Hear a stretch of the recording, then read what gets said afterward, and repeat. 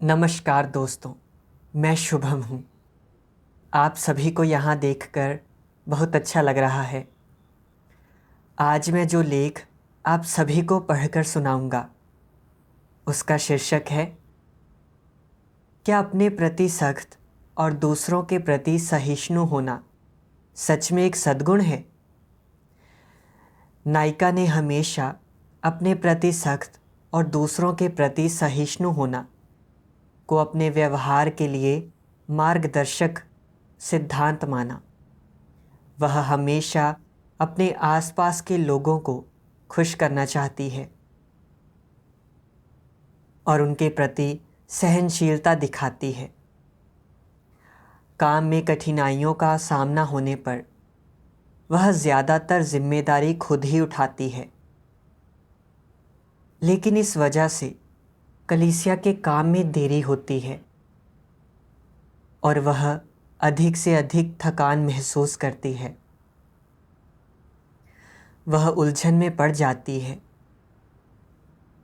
क्या अपने प्रति सख्त और दूसरों के प्रति सहिष्णु होना सचमुच व्यवहार का वह मानक है जिसका लोगों को पालन करना चाहिए? नैतिक आचरण के इस मानक के पीछे क्या छिपा है? आइए हम मिलकर उसकी गवाही सुने। पहले मैं हमेशा यही सोचती थी कि मुझे दूसरों के प्रति सहनशील और उदार होना चाहिए, उनकी भावनाओं के प्रति विचारशील होना चाहिए और उनकी कठिनाइयों को समझना चाहिए। मैं दूसरों के बजाय खुद को असुविधा में डाल देती थी, क्योंकि मुझे लगता था कि नेक चरित्र वाले, उदार और सहृदय लोग ऐसा ही करते हैं। बाद में जब मैं वीडियो निर्माण का काम देखने लगी तो लगा कि टीम अगुआ के नाते मुझे अच्छी मिसाल कायम कर अग्रणी भूमिका निभानी होगी। मैंने अपने लिए काफ़ी उच्च मानक रखे थे और मुझे लगा कि मुझे अन्य टीम सदस्यों के साथ बहुत कड़ाई और सख्ती से पेश नहीं आना चाहिए। ऐसा करना दयालुता और उदारता की बात थी। सभी को लगेगा कि मुझ में अच्छी मानवता है, मैं चीज़ों को समझती हूँ और उनके मन में मेरी अच्छी छवि होगी। तो मैं खुद समूह के लिए जितना हो सके उतना करती थी, और अगर दूसरों को सौंपा गया कार्य बहुत कठिन होता और वे इसे नहीं करना चाहते तो मैं खुद ही कर लेती थी। मैं दूसरों पर दबाव ना डालने की हर मुमकिन कोशिश करती थी ताकि वे यह ना कहें कि मेरी अपेक्षाएं बहुत अधिक हैं और मैं बहुत सख्त हूँ। भले ही कभी कभी लगता था कि मैं बहुत सारा काम ले लेती हूँ और यह बहुत थकाऊ है, फिर भी अपनी दैहिक इच्छाओं के खिलाफ विद्रोह करके जितना हो सके उतना काम खुद ही करती थी ताकि दूसरे मेरे बारे में खराब राय ना रखें। बाद में कुछ नए सदस्य हमारे समूह में आए। वे काम से अनजान थे और उनमें पेशेवर कौशल का अभाव था, तो मुझे उनके बनाए सभी वीडियो पर नज़र रखनी होती थी। कभी कभी वे अपनी समस्याएं सुलझाने के लिए भी मुझे खोजते। मेरा सारा समय केवल इस काम में ही लग जाता था, पर मेरे पास इसके अलावा भी दूसरे काम थे। जल्दी ही काम का बोझ बढ़ने लगा और मैं हर दिन काम में पूरी तरह से उलझी रहती। कभी कभी जब वे बहुत ही बुनियादी समस्याएं हल करने में मेरी मदद मांगते तो मैं मन ही मन सोचती, तुम लोग आपस में चर्चा करके आसानी से इस समस्या को सुलझा सकते थे। हर समस्या के हल के लिए मेरे पास आने की क्या ज़रूरत है? मगर फिर मैं सोचती, जब उन्होंने मुझसे पूछ ही लिया है और मैं उनका अनुरोध ठुकरा देती हूँ, तो इससे यही लगेगा कि मैं गैर जिम्मेदार हूँ। आखिर मामले पर चर्चा करने में उनका समय भी तो जाएगा। चलो छोड़ो, मैं खुद ही इससे निपटने के लिए समय निकाल लूँगी। और फिर मैं राज़ी हो जाती थी।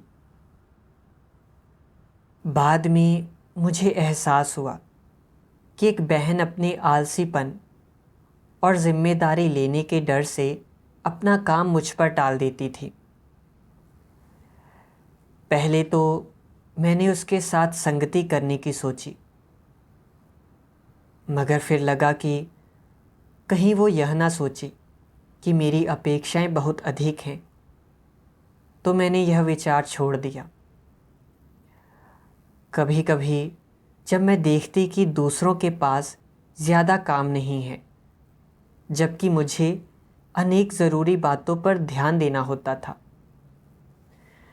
और मैं काम तले दब गई थी, तो मैं थोड़ा काम दूसरों को सौंप देना चाहती थी ताकि हम समय रहते सारा काम निपटा सकें। मगर इस बारे में सोचने के बाद मैं उनसे पूछने की हिम्मत नहीं कर पाती। मन ही मन सोचती, अगर मैंने उनके काम का बोझ बढ़ा दिया तो क्या उन्हें ऐसा नहीं लगेगा कि मेरी अपेक्षाएं बहुत हैं और मैं उन्हें आराम नहीं करने देती? चलो छोड़ो, मैं खुद ही कर लूँगी। मगर काम करते हुए मुझे लगता कि यह थोड़ा अनुचित है, खासकर जब मैं काम कर रही होती और उन्हें आराम करते देखती, तो मुझे और भी ज़्यादा गुस्सा आता और काम का बोझ ना उठाने को लेकर उन्हें दोष देती। उन्हें दिखता ही नहीं था कि कितना सारा काम बाकी पड़ा है, मगर मैं खुद ही बड़बड़ाती और इस डर से कुछ बोल नहीं पाती थी कि अगर मैंने उनसे कुछ कहा तो मैं खराब मानवता वाली और कठोर दिखूंगी। इसलिए मैं चाहे कितनी भी व्यस्त होती, अधिक से अधिक काम खुद ही करने की कोशिश करती थी। कभी कभी जब मैं समूह की कार्य योजना के आधार पर काम सौंपती और अगर उनकी प्रतिक्रिया ठीक होती तो कोई बात नहीं, लेकिन अगर वे नाखुश होते या शिकायत करते तो उन्हें काम सौंपने में मुझे संकोच होता और फिर सारा काम खुद ही निपटाने के लिए रात भर काम करती रहती। वास्तव में काम करते हुए मुझे यह सब काफ़ी अनुचित लगता और मुझे काफ़ी गुस्सा आता। मुझे लगता जैसे यह साफ तौर पर उनका काम था, फिर भी मुझे इसे करने में अतिरिक्त समय लगाना पड़ा। और कभी कभी मैं इतनी व्यस्त होती कि मेरे पास भक्ति के लिए भी समय नहीं होता। मगर मैंने इन शिकायतों को जाहिर करने की हिम्मत नहीं की। मैं निराशा में बस यह कहकर खुद को दिलासा देती, उदार और विचारशील होना, दूसरों की परवाह करना और तुच्छ ना बनना सबसे अच्छा है, वरना ऐसा लगेगा जैसे मेरा चरित्र ही अच्छा नहीं है। बाद में मेरी टीम के सभी भाई बहनों ने कहा कि मैं बहुत जिम्मेदार हूँ, कष्ट सहने और कीमत चुकाने में सक्षम हूँ और दूसरों के प्रति स्नेही और विचारशील हूँ। ऐसी प्रशंसा भरी बातें सुनकर मुझे लगा कि भले ही मैंने कष्ट सहा है, पर सभी से इतनी अधिक प्रशंसा पाकर यह सार्थक हो गया।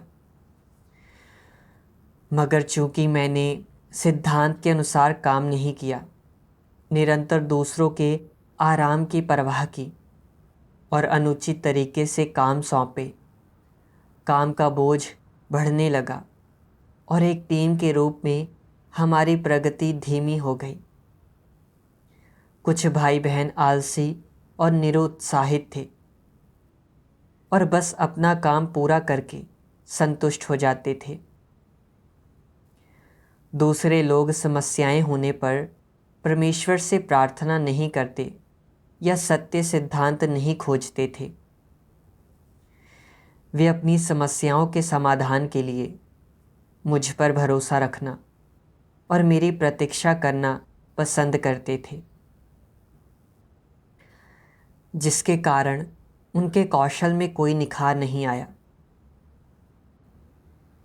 एक दिन हमारा सुपरवाइज़र हमारे काम की पड़ताल करने आया तो उसने देखा कि काम उचित तरीके से सौंपा नहीं जा रहा था। उसने कहा कि कुछ काम टीम के सदस्यों को सौंपे जा सकते हैं और मुझे अधिक समय टीम अगुवा के रूप में अपना काम करने में देना चाहिए, जिसमें कार्य की प्रगति की जांच करना और कौशल संबंधी किसी भी समस्या को हल करना शामिल है। इस तरह सभी लोग थोड़ी जिम्मेदारी लेकर बोझ उठा सकते हैं।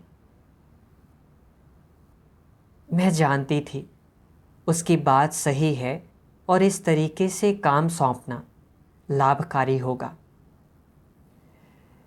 फिर भी मैंने सोचा कि इस तरीके से अभ्यास करना बहुत कठिन होगा। इसलिए मैंने परमेश्वर से प्रार्थना कर रास्ता दिखाने को कहा, ताकि मुझे अपने भ्रष्ट स्वभाव का ज्ञान हो। भक्ति के दौरान मैंने अपनी वर्तमान दशा से संबंधित परमेश्वर के वचन खोजे। एक अंश का मुझ पर गहरा असर पड़ा। उठाए गए धन को जेब में मत रखो और दूसरों की मदद करने में खुशी पाओ। कहावतों की तरह ही अपने प्रति सख्त और दूसरों के प्रति सहिष्णु बनो भी उन मांगों में से एक है जो परंपरागत संस्कृति लोगों के नैतिक आचरण के संबंध में करती है। इसी तरह चाहे कोई व्यक्ति इस नैतिक आचरण को प्राप्त या इसका अभ्यास कर सकता हो या नहीं, फिर भी यह उनकी मानवता मापने का मानक या प्रतिमान नहीं है। हो सकता है तुम वाकई अपने प्रति सख्त और दूसरों के प्रति सहिष्णु बनने में सक्षम हो और खुद के लिए विशेष रूप से उच्च मानक रखते हो।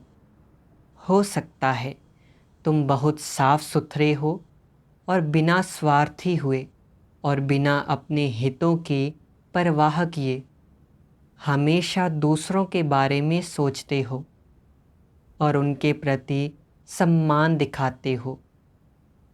हो सकता है तुम विशेष रूप से उदार और निस्वार्थ प्रतीत होते हो और सामाजिक उत्तरदायित्व और सामाजिक नैतिकताएं रखते हो।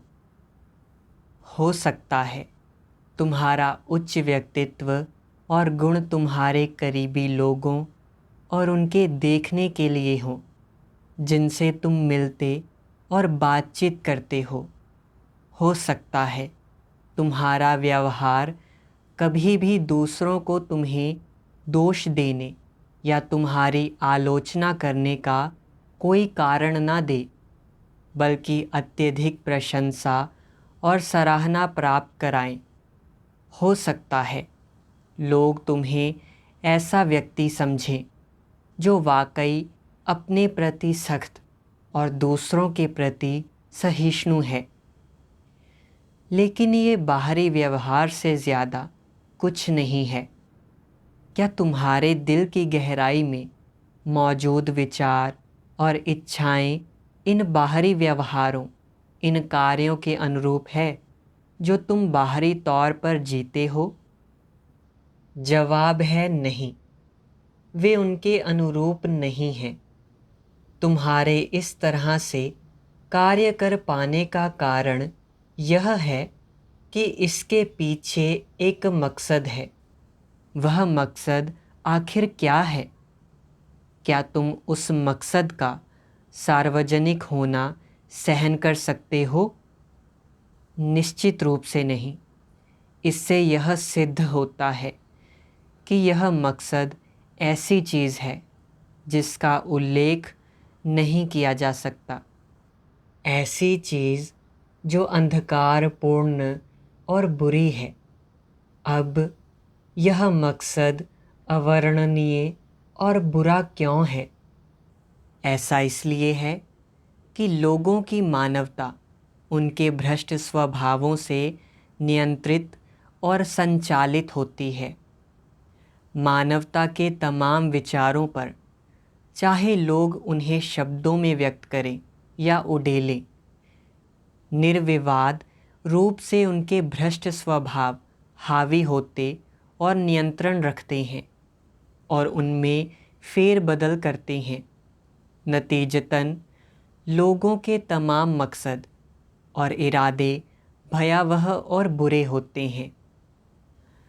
चाहे लोग अपने प्रति सख्त और दूसरों के प्रति सहिष्णु बन पाएं या नहीं, या वे बाहरी तौर पर इस नैतिकता को पूरी तरह से व्यक्त करें या नहीं, यह अपरिहार्य है कि इस नैतिकता का उनकी मानवता पर कोई नियंत्रण या प्रभाव नहीं होगा। तो लोगों की मानवता को क्या नियंत्रित करता है? वे उनके भ्रष्ट स्वभाव हैं। वह उनका मानवता सार है जो अपने प्रति सख्त और दूसरों के प्रति सहिष्णु बनो की नैतिकता के नीचे छिपा रहता है। यही उनकी वास्तविक प्रकृति है। किसी व्यक्ति की असली प्रकृति उसका मानवता सार होती है। और उसके मानवता सार में क्या क्या शामिल होता है? इसमें मुख्य रूप से उनकी प्राथमिकताएं, उनके अनुसरण, जीवन के प्रति उनका दृष्टिकोण और उनकी मूल्य व्यवस्था, और साथ ही सत्य और परमेश्वर के प्रति उनका रवैया इत्यादि शामिल रहते हैं। सिर्फ ये चीज़ें ही वास्तव में लोगों का मानवता सार दर्शाती हैं। यह निश्चित रूप से कहा जा सकता है कि जो लोग खुद से अपने प्रति सख्त और दूसरों के प्रति सहिष्णु होने की नैतिकता पूरी करने की अपेक्षा करते हैं, वे हैसियत के प्रति आसक्त हैं। अपने भ्रष्ट स्वभाव से संचालित होने के कारण वे दूसरों की नज़रों में लोगों के बीच प्रतिष्ठा, सामाजिक ख्याति और हैसियत के पीछे दौड़े बिना नहीं रह पाते। ये सभी चीज़ें उनकी हैसियत पाने की इच्छा से संबंधित है और उनके अच्छे नैतिक आचरण की आड़ में इनके पीछे दौड़ा जाता है। और उनके ये अनुसरण कहाँ से आते हैं? वे पूरी तरह से उनके भ्रष्ट स्वभावों से आते और प्रेरित होते हैं। इसलिए चाहे कुछ भी हो, चाहे कोई अपने प्रति सख्त और दूसरों के प्रति सहिष्णु होने की नैतिकता पूरी करता हो या नहीं, और चाहे वह ऐसा पूर्णता के साथ करता हो या नहीं, यह उनका मानवता सार बिल्कुल नहीं बदल सकता।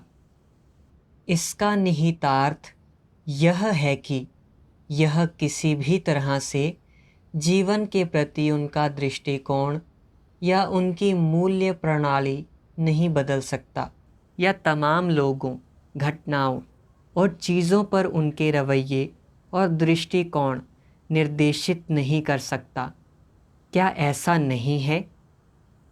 जितना ज़्यादा कोई व्यक्ति अपने प्रति सख्त और दूसरों के प्रति सहिष्णु बनने में सक्षम होता है, उतना ही वह दिखावा करने में, खुद को छिपाने में और दूसरों को अच्छे व्यवहार और मन भावन शब्दों से गुमराह करने में बेहतर होता है, और उतना ही ज़्यादा वह प्रकृति से कपटी और दुष्ट होता है। जितना ज़्यादा वह इस प्रकार का व्यक्ति होता है, हैसियत और ताकत के प्रति उसका प्रेम और अनुसरण उतना ही गहरा होता जाता है।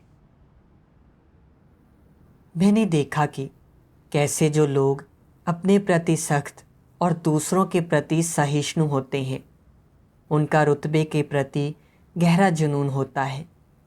वे हमेशा लोगों के दिलों में अपनी जगह बनाना चाहते हैं।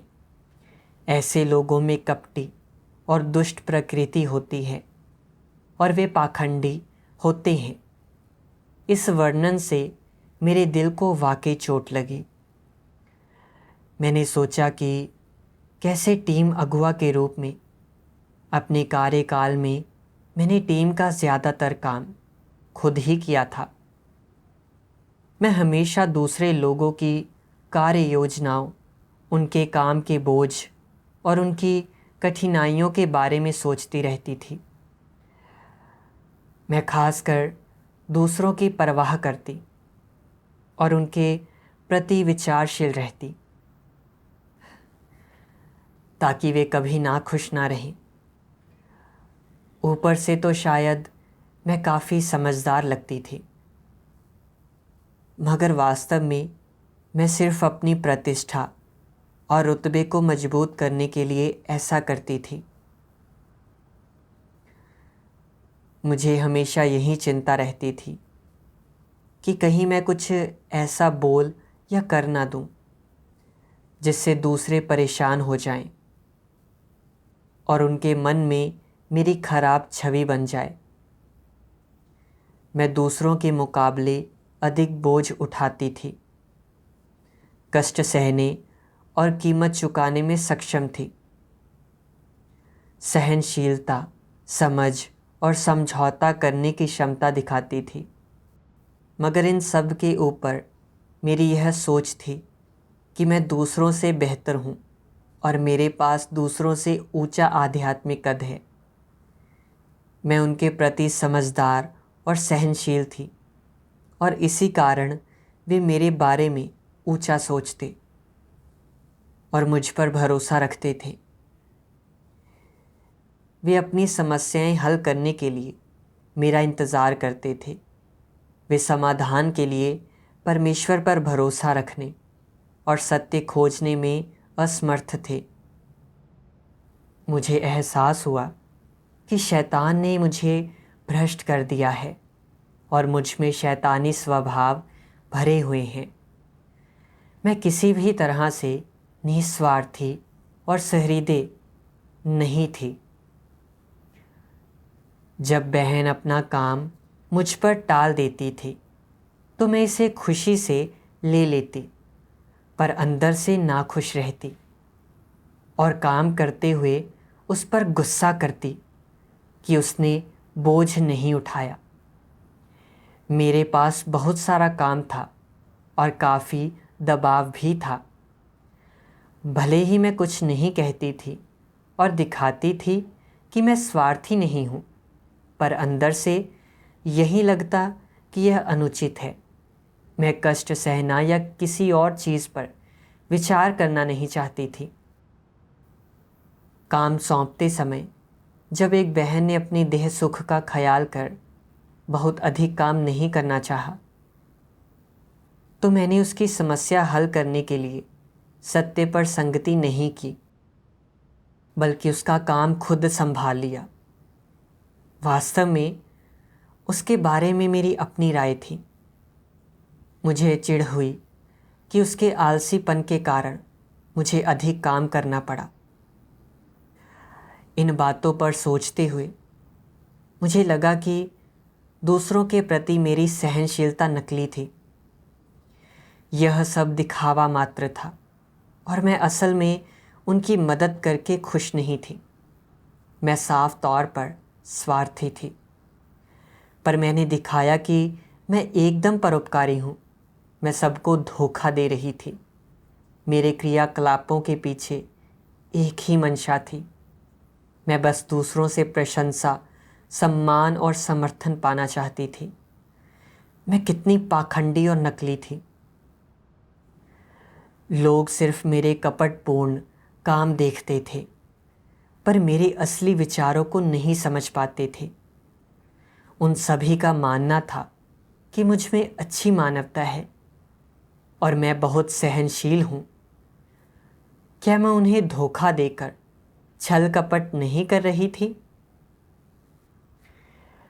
मैंने इस बारे में जितना सोचा उतना ही मुझे खुद से घृणा हुई। मैंने मुखौटा पहनकर जीवन बिताया और ना सिर्फ खुद बहुत कष्ट उठाया, बल्कि कलीसिया के काम में भी देरी की। मैं खुद के साथ दूसरों को भी नुकसान पहुंचा रही थी। मैं खुद से नफरत करने लगी और जल्द से जल्द पश्चाताप करके बदलना चाहती थी। बाद में मैंने परमेश्वर के वचनों के 2 और अंश पढ़े, जिनसे मुझे अपनी दशा को लेकर कुछ नया परिप्रेक्ष्य मिला। सर्वशक्तिमान परमेश्वर कहते हैं, जब कोई कलीसियाई अगुआ भाई बहनों को अनमने ढंग से अपने कर्तव्य करते हुए देखता है तो हो सकता है कि वह उन्हें नहीं डांटे। हालांकि उसे डांटना चाहिए, स्पष्ट रूप से यह देखने पर भी कि परमेश्वर के घर के हितों को ठेस पहुंच रही है। वह इस बारे में कोई चिंता नहीं करता है और ना ही कोई पूछताछ करता है, और वह दूसरों को ज़रा भी नाराज़ नहीं करता है। दरअसल वह लोगों की कमज़ोरियों के प्रति सचमुच विचारशील नहीं है, बल्कि उसका इरादा और लक्ष्य लोगों के दिल जीतना है। उसे पूरी तरह से मालूम है कि जब तक मैं ऐसा करता रहूँगा और किसी को नाराज़ नहीं करूँगा, तब तक वे यही सोचेंगे कि मैं एक अच्छा अगुआ हूँ। वे मेरे बारे में अच्छी ऊंची राय रखेंगे। वे मुझे स्वीकार करेंगे और मुझे पसंद करेंगे। वह इसकी परवाह नहीं करता है कि परमेश्वर के घर के हितों को कितनी ठेस पहुंच रही है, या परमेश्वर के चुने हुए लोगों के जीवन प्रवेश को कितने बड़े बड़े नुकसान हो रहे हैं, या उनके कलीसियाई जीवन को कितनी ज़्यादा बाधा पहुंच रही है। वह बस अपने शैतानी फ़लसफ़े पर कायम रहता है और किसी को नाराज़ नहीं करता है। उसके दिल में कभी कोई आत्मनिंदा का भाव नहीं होता है। जब वह किसी को गड़बड़ियाँ और विघ्न उत्पन्न करते देखता है तो ज़्यादा से ज़्यादा वह उससे इस बारे में कुछ बात कर लेता है, मुद्दे को मामूली बनाकर पेश करता है और फिर मामले को समाप्त कर देता है।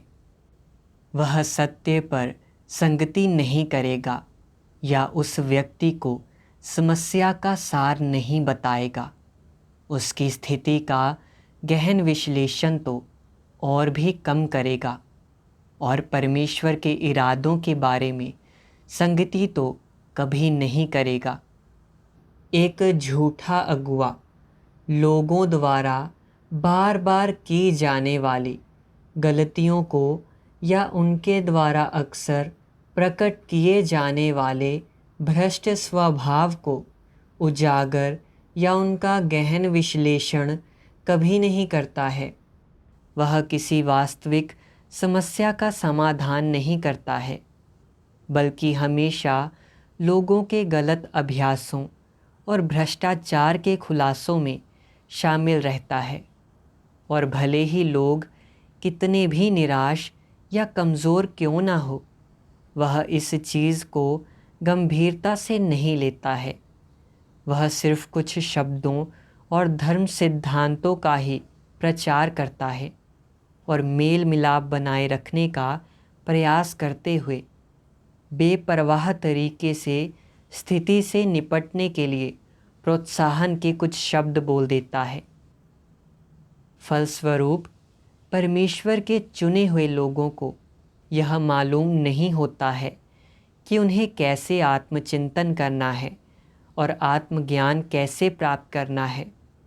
वे जो भी भ्रष्ट स्वभाव प्रकट करते हैं, उनका कोई समाधान नहीं निकलता है और वे जीवन प्रवेश के बिना ही शब्दों और धर्म सिद्धांतों, धारणाओं और कल्पनाओं के बीच जीवन जीते रहते हैं।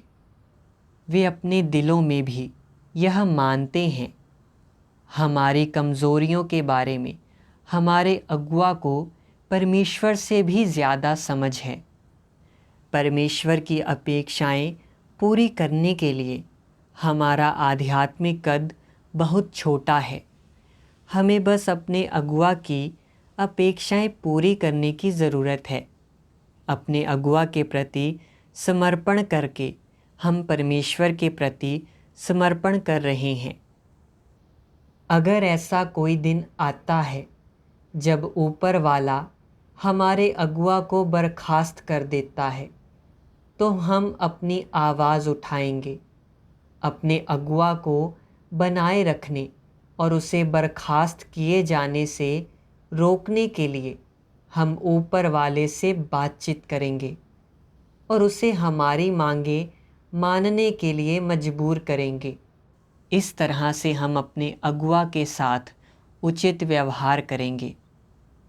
जब लोगों के दिलों में ऐसे विचार होते हैं, जब वे अपने अगुआ के साथ ऐसा रिश्ता बना लेते हैं और उनके दिलों में अपने अगुआ के लिए इस तरह की निर्भरता, ईर्ष्या और आराधना की भावना जन्म ले लेती है, तो ऐसे अगुआ में उनकी आस्था और बढ़ जाती है और वे हमेशा परमेश्वर के वचनों में सत्य तलाशने के बजाय अगुआ के शब्दों को सुनना चाहते हैं। ऐसे अगुआ ने लोगों के दिलों में परमेश्वर की जगह लगभग ले ली है।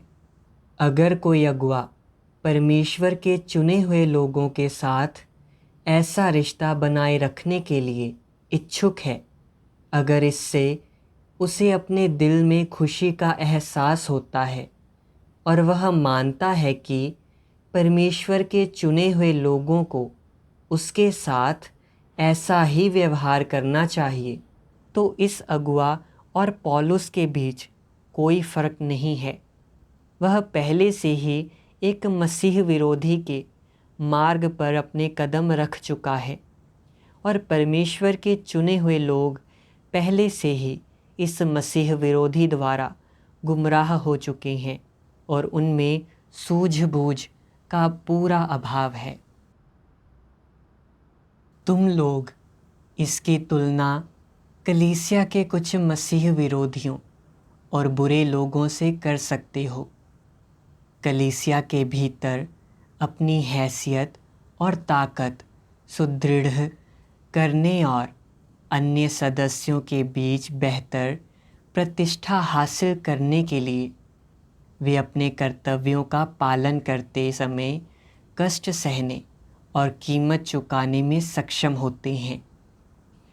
वे परमेश्वर के लिए खुद को खपाने की खातिर अपने काम और परिवारों को भी त्याग सकते हैं और अपना सब कुछ बेच भी सकते हैं। कुछ मामलों में परमेश्वर के लिए खुद को खपाने की खातिर उनके द्वारा चुकाई जाने वाली कीमतें और उठाया जाने वाला कष्ट एक औसत व्यक्ति की सहन शक्ति से भी ज़्यादा होता है। अपनी हैसियत बनाए रखने के लिए वे अत्यधिक आत्मत्याग की भावना साकार करने में सक्षम रहते हैं। फिर भी चाहे वे कितना भी कष्ट सहें या चाहे कोई भी कीमत चुकाएं, उनमें से कोई भी परमेश्वर की गवाही नहीं दे सकता या परमेश्वर के घर के हितों की रक्षा नहीं करता। न ही वे परमेश्वर के वचनों के अनुसार अभ्यास करते हैं। जिस लक्ष्य का वे अनुसरण करते हैं वह सिर्फ हैसियत, ताकत और परमेश्वर से पुरस्कार प्राप्त करना है। वे जो कुछ भी करते हैं उसका सत्य से रत्ती भर भी संबंध नहीं होता, चाहे वे अपने प्रति कितने भी सख्त और दूसरों के प्रति कितने भी सहिष्णु हों। उनका अंतिम परिणाम क्या होगा? परमेश्वर उनके बारे में क्या सोचेगा? क्या वह उनके बाहरी अच्छे व्यवहारों के आधार पर जिन्हें वे जीते हैं उनका परिणाम निर्धारित करेगा? निश्चित रूप से नहीं। लोग इन व्यवहारों और अभिव्यक्तियों के आधार पर दूसरों को देखते और उनका आकलन करते हैं, और चूंकि वे अन्य लोगों का सार नहीं समझ पाते, इसलिए वे अंततः उनके द्वारा धोखा खाते हैं। लेकिन परमेश्वर कभी मनुष्य से धोखा नहीं खाता। वह इसलिए लोगों के नैतिक आचरण की सराहना बिल्कुल नहीं करेगा और उन्हें याद नहीं रखेगा कि वे अपने प्रति सख्त और दूसरों के प्रति सहिष्णु बनने में सक्षम थे। इसके बजाय वह उनकी महत्वाकांक्षाओं और हैसियत की खोज में उनके द्वारा अपनाए गए मार्गों के लिए उनकी निंदा करेगा। परमेश्वर के वचनों पर विचार करके मुझे अपने क्रियाकलापों की प्रकृति और परिणामों के बारे में सब स्पष्ट हो गया। अपनी प्रतिष्ठा और रुतबा बचाने के लिए मैं हमेशा दूसरों की कठिनाइयों पर विचार कर सारा काम खुद ही निपटाती थी। नतीजतन भाई बहन सामान्य रूप से अपने कर्तव्य पूरे नहीं कर पाए। कुछ लोगों ने देह सुख का ख्याल कर बोझ नहीं उठाया, तो दूसरे मेरी प्रशंसा और मुझ पर भरोसा करने में लगे रहे। जब भी उन्हें कोई समस्या आती तो वे मुझे खोजते और समस्याओं के हल के लिए परमेश्वर पर भरोसा रखकर सत्य खोजने में असमर्थ थे। उनके दिलों में परमेश्वर की कोई जगह नहीं थी। मैंने कुकर्म किया था। जब बहन अपने काम में बोझ उठाने को तैयार नहीं थी और उसने अपना काम मुझे दे दिया, तब अगर मैंने उसके साथ थोड़ी सी भी संगति की होती और उसे अपनी वर्तमान दशा की प्रकृति और परिणाम देखने देती, तो शायद वह अपनी दैहिक इच्छाओं के खिलाफ विद्रोह कर पाती और अपनी समस्या हल करने के लिए परमेश्वर पर भरोसा रखती। इससे उसके जीवन में प्रगति होती और उसके पेशेवर कौशल में निखार आता। मगर मैंने सिर्फ अपनी प्रतिष्ठा और रुतबे पर विचार किया और भ्रष्ट स्वभाव में डूबे अपने भाई बहनों के साथ ना तो संगति की, ना ही कोई सलाह दी। बाहर से तो इस तरीके से काम करना लोगों की दैहिक चिंताओं के अनुरूप है, पर उनके जीवन में कोई प्रगति नहीं हुई और वे अधिक से अधिक पतनशील हो गए। निरंतर लोगों को खुश रखकर मैं उन्हें नुकसान पहुंचा रही थी। कोई भी मेरे व्यवहार को समझ नहीं पाया और मेरे द्वारा गुमराह होकर सोचने लगे कि मैं नेक और परवाह करने वाली इंसान हूँ। मैं कितनी नकली थी। मैं उन सभी को गुमराह कर रही थी। बाहर से तो लगता था कि मैं अपने कर्तव्य में भारी बोझ उठा रही हूँ, कष्ट सहने और कीमत चुकाने में सक्षम हूँ। लोग मुझे नेक इंसान मानते थे, पर वास्तव में परमेश्वर मेरी निंदा करता था, क्योंकि कोई भी काम परमेश्वर को संतुष्ट करने के लिए नहीं था, बल्कि लोगों के दिलों में अपना रुतबा बचाने के लिए था। मैंने कोई स्पष्ट बुराई नहीं की थी, मगर मैं लोगों को परमेश्वर के वचनों की वास्तविकता में लाने के बजाय उनकी दैहिक इच्छा के करीब और अपने सामने ले आई थी। मैं लोगों को जीतने की कोशिश करते हुए मसीह विरोधी स्वभाव दिखा रही थी। यह एहसास होने पर मैंने देखा कि मैं बहुत खतरनाक दशा में थी। मैं परंपरागत संस्कृति के मूल्यों के आधार पर कर्तव्य निभा रही थी और मसीह विरोधी के मार्ग पर चल रही थी।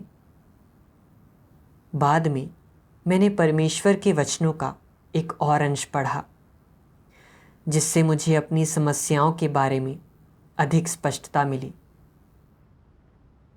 किसी भी समूह को प्रस्तुत किए जाए, इन सभी में लोगों को आत्म संयम, अपनी इच्छाओं और अनैतिक आचरण पर संयम रखना और अनुकूल वैचारिक और नैतिक दृष्टिकोण रखना होता है।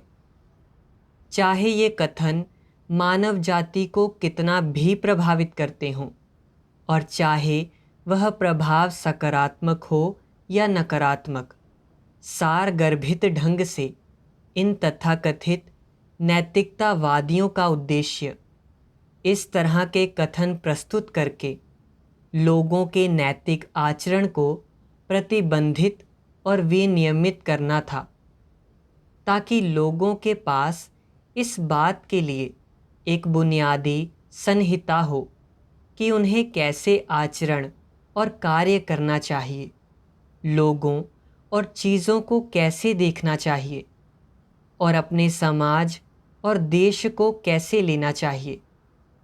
सकारात्मक पक्ष देखें तो नैतिक आचरण के इन कथनों के आविष्कार ने कुछ हद तक मानव जाति के नैतिक आचरण को प्रतिबंधित और विनियमित करने में एक भूमिका निभाई है।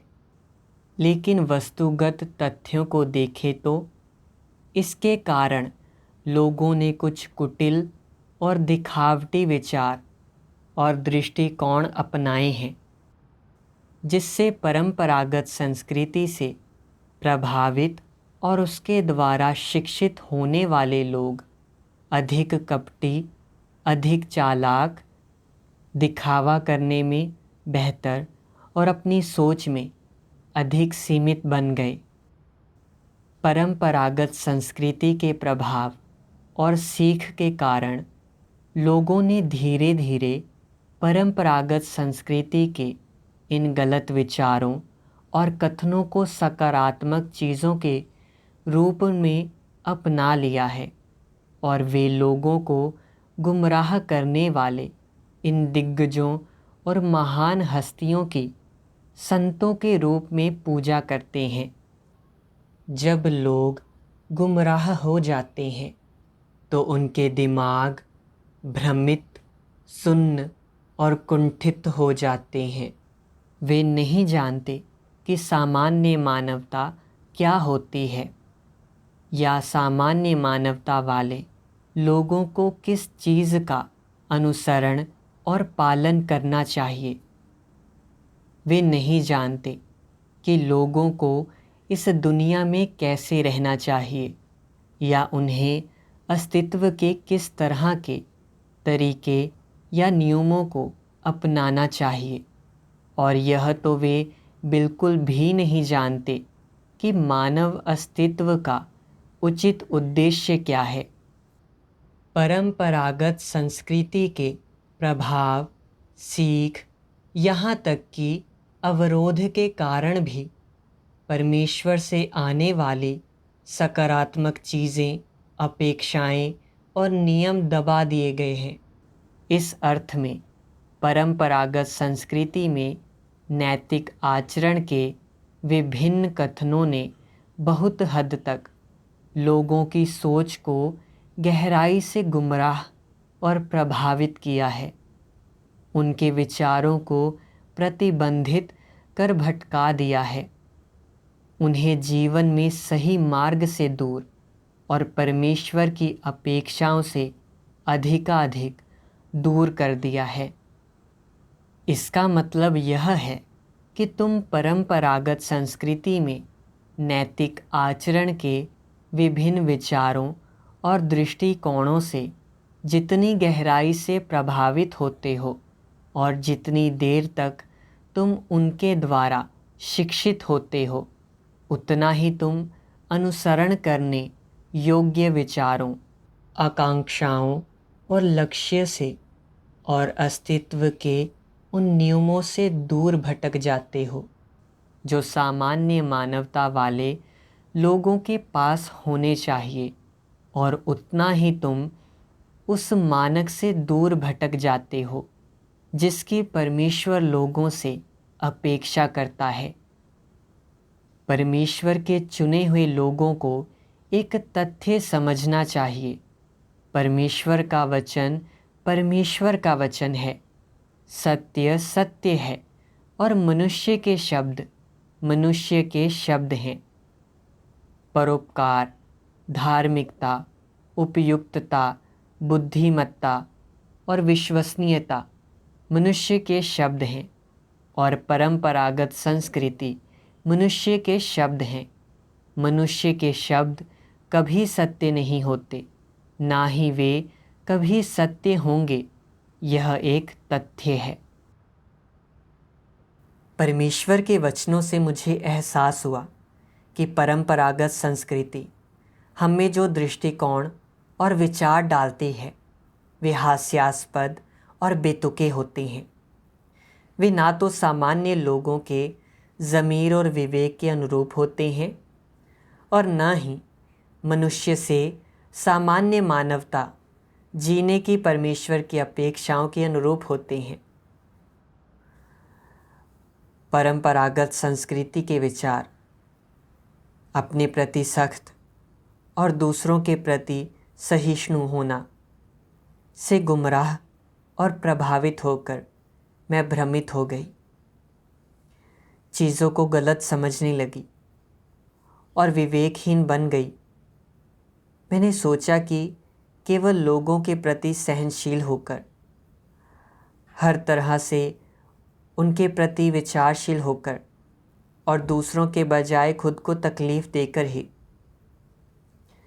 मैं नेक चरित्र, खुलापन और सहृदयता दिखा पाऊंगी। मुझे किसी से बहुत अधिक मांग या बहुत सख्ती नहीं करनी चाहिए और तुच्छ होने से बचना चाहिए। ये विचार मेरे मन में गहरी जड़ें जमा चुके थे, मेरी हर कथनी करनी को नियंत्रित करते थे और दूसरों के साथ मेरे मेलजोल पर असर डालते थे। इस बारे में सोचकर मैंने देखा कि दूसरों के प्रति मेरी सहनशीलता सामान्य मानवता की उदारता नहीं थी, बल्कि ऐसी उदारता थी जिसमें सिद्धांतों या मानकों का अभाव था। टीम अगुवा के रूप में मुझे हमारी समग्र कार्य योजना और हर सदस्य के कौशल के आधार पर उचित रूप से काम सौंपने चाहिए थे, ताकि हर कोई अपनी भूमिका निभा सके,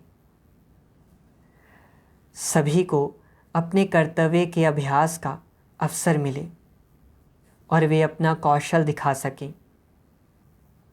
केवल इसी तरह से हमारी टीम के काम में सामान्य प्रगति और सुधार होता। जिन लोगों में कौशल की कमी और औसत दर्जे की काबिलियत थी और जो ज्ञान बढ़ाने में धीमे थे, उनके वास्तविक आध्यात्मिक कद और उनकी कठिनाइयों के आधार पर कार्य सौंपे जाने चाहिए। उन्हें आसान काम सौंपे जाने चाहिए ताकि वे काम के साथ तालमेल बिठा सकें। उन्हें ऐसे काम करने के लिए मजबूर नहीं करना चाहिए जो वे करने में सक्षम नहीं हैं। जिन लोगों में अच्छी काबिलियत, नई चीज़ें सीखने की क्षमता और सिद्धांतों और कौशल की समझ है, उन्हें यथोचित रूप से थोड़े ज़्यादा काम दिए जा सकते हैं। उनसे अपने काम में अधिक ध्यान देने और अधिक बोझ उठाने को कहा जा सकता है। इससे उनकी प्रगति की रफ्तार बढ़ेगी। अगर वे कठिनाइयों का सामना करते हैं और थोड़े तनावग्रस्त होते हैं तो यह सामान्य बात है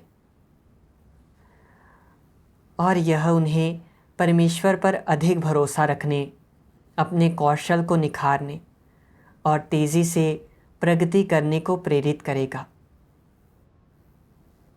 यही नहीं, अगर कोई काम सौंपे जाने के बाद परेशान है तो मैं उससे बातचीत करके देख सकती हूँ कि उसकी कठिनाइयाँ असली हैं या वह बस आराम चाहता है और कष्ट सहना और कीमत चुकाना नहीं चाहता। फिर मैं वास्तविक हालात के आधार पर चीज़ों को संभाल सकती हूँ। यह सत्य सिद्धांतों के आधार पर काम करना होगा। वास्तव में मैं ज़्यादातर समय टीम के सदस्यों के वास्तविक हालात के आधार पर उचित रूप से काम सौंपती थी। मैं ज़्यादा मांगे नहीं करती थी, उतनी सख्त नहीं थी और मेरी टीम के सदस्य अपने कामों को संभाल सकते थे। कभी कभार जब वे आलस दिखाते, कीमत चुकाना और सफलता के लिए प्रयास करना नहीं चाहते या जिम्मेदारी लेने से डरते थे और अपना काम दूसरों को सौंप देते थे, तो मुझे उनके साथ संगति करके उन्हें सलाह देनी चाहिए थी ताकि वे अपने भ्रष्ट स्वभाव से अवगत हो सकें। अधिक गंभीर मामलों में मुझे उनकी काट छांट करनी चाहिए और निरंतर उन्हें खुश रखना और बिना किसी मानक के उनके व्यवहार को सहन करना नहीं चाहिए। सिर्फ ऐसा करके ही मैं हमारी टीम के कार्य की सामान्य प्रगति बनाए रख सकती हूँ। बाद में मैंने परमेश्वर के वचनों के अन्य 2 अंश पढ़े जिनसे मुझे अभ्यास के मार्ग को लेकर अधिक स्पष्टता मिली। सर्वशक्तिमान परमेश्वर कहते हैं, अपने हर कार्य में तुम्हें यह जांचना चाहिए कि क्या तुम्हारे इरादे सही हैं। यदि तुम परमेश्वर की मांगों के अनुसार कार्य कर सकते हो तो परमेश्वर के साथ तुम्हारा संबंध सामान्य है। यह न्यूनतम मापदंड है। अपने इरादों पर गौर करो और अगर तुम यह पाओ कि गलत इरादे पैदा हो गए हैं तो उनके खिलाफ विद्रोह करो और परमेश्वर के वचनों के अनुसार कार्य करो। इस तरह तुम एक ऐसे व्यक्ति बन जाओगे जो परमेश्वर के समक्ष सही है, जो बदले में दर्शाएगा कि परमेश्वर के साथ तुम्हारा संबंध सामान्य है और तुम जो कुछ करते हो वह परमेश्वर के लिए है, ना कि तुम्हारे अपने लिए। तुम जो कुछ भी करते या कहते हो उसमें अपने हृदय को सही बनाने और अपने कार्यों में नेक होने में सक्षम बनो और अपनी भावनाओं से संचालित मत हो। ना अपनी इच्छा के अनुसार कार्य करो। ये वे सिद्धांत हैं जिनके अनुसार परमेश्वर के विश्वासियों को आचरण करना चाहिए। तो वे सत्य सिद्धांत क्या हैं जिनकी परमेश्वर मांग करता है? यह कि जब दूसरे कमज़ोर और नकारात्मक हों तो लोग उन्हें समझें। लोग दूसरों के दर्द और कठिनाइयों के प्रति विचारशील बने और इन चीज़ों के बारे में पूछताछ करें, सहायता और समर्थन की पेशकश करें। उनकी समस्याएं हल करने में उनकी मदद करने के लिए उन्हें परमेश्वर के वचन पढ़कर सुनाएं।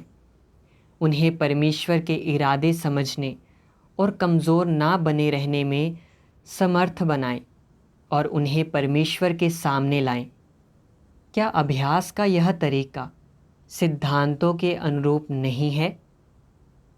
इस प्रकार अभ्यास करना सत्य सिद्धांतों के अनुरूप है। स्वाभाविक रूप से इस प्रकार के संबंध और भी सिद्धांतों के अनुरूप होते हैं। जब लोग जानबूझकर बाधा डालते हैं और गड़बड़ी पैदा करते हैं या जानबूझकर अपना कर्तव्य अनमने ढंग से निभाते हैं, अगर तुम यह देखते हो और सिद्धांतों के अनुसार उन्हें इन चीज़ों के बारे में बताने, फटकारने और उनकी मदद करने में सक्षम हो, तो यह सत्य सिद्धांतों के अनुरूप है।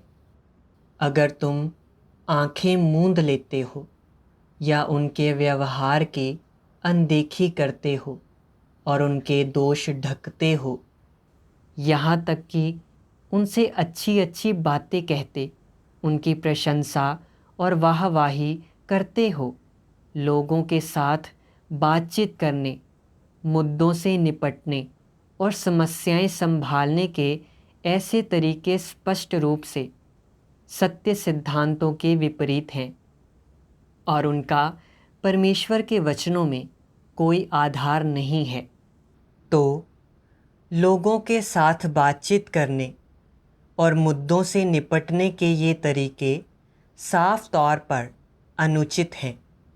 और अगर परमेश्वर के वचनों के अनुसार उनका गहन विश्लेषण और पहचान ना की जाए तो वास्तव में इनका पता लगाना आसान नहीं है। परमेश्वर के वचनों पर विचार करके मुझे और स्पष्टता मिली। एक विश्वासी के नाते कुछ बोलते और करते हुए मेरे दिल में परमेश्वर होना चाहिए और मुझे अपने दिल को पड़ताल के लिए परमेश्वर के समक्ष रखना चाहिए। मुझे कम से कम यह तो करना ही चाहिए। यही नहीं, दूसरों के साथ मेलजोल और अपने कर्तव्य में भागीदारी करते हुए मुझे नेक इरादे रखने चाहिए। सत्य सिद्धांतों के अनुसार काम करना चाहिए। ऐसा कुछ भी करने से बचना चाहिए जिससे परमेश्वर के घर के हितों को क्षति पहुँचे और सदैव कलीसिया के कार्य पर विचार करना चाहिए। मुझे उन लोगों की मदद और सहयोग करना चाहिए जो निराश और कमज़ोर हैं, जो कठिनाई का सामना कर रहे हैं, और उनके साथ संगति करके मदद और सलाह देनी चाहिए। या भ्रष्ट स्वभाव दिखाने वाले या जानबूझकर कलीसिया के कार्य में गड़बड़ या बाधा डालने वाले किसी भी व्यक्ति को उजागर करना चाहिए, ना कि सब कुछ सहते हुए मूर्खतापूर्ण ढंग से सद्भावना दिखानी चाहिए।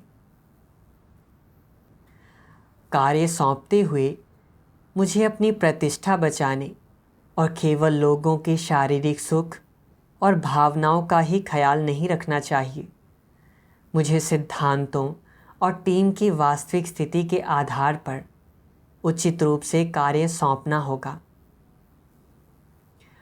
ताकि काम में किसी तरह की देरी ना हो। अभ्यास करने का यह तरीका कलीसिया के कार्य और सभी सदस्यों के लिए लाभकारी होगा। उसके बाद भाई बहनों के साथ मेलजोल करते हुए मैंने ईमानदार रहने का अभ्यास किया। जो असल में महसूस होता वही कहती और कोई समस्या होने पर लोगों के साथ बातचीत करती। काम सौंपते हुए मैं लोगों के वास्तविक हालात के आधार पर काम सौंपती ताकि हर कोई अपनी भूमिका निभा सके।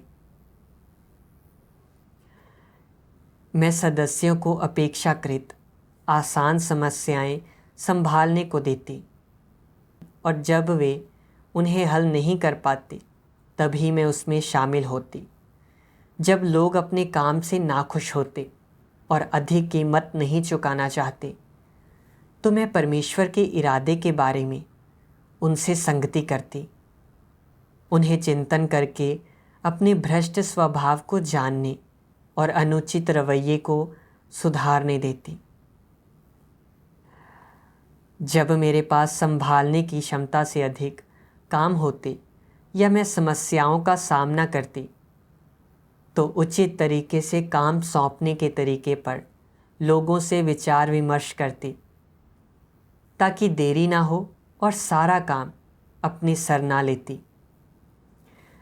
हर कोई सक्रियता से काम में अपनी भूमिका निभाने में सक्षम था, अपने कर्तव्यों में और अधिक उत्साही था और हमारे काम की प्रगति में भी सुधार हुआ।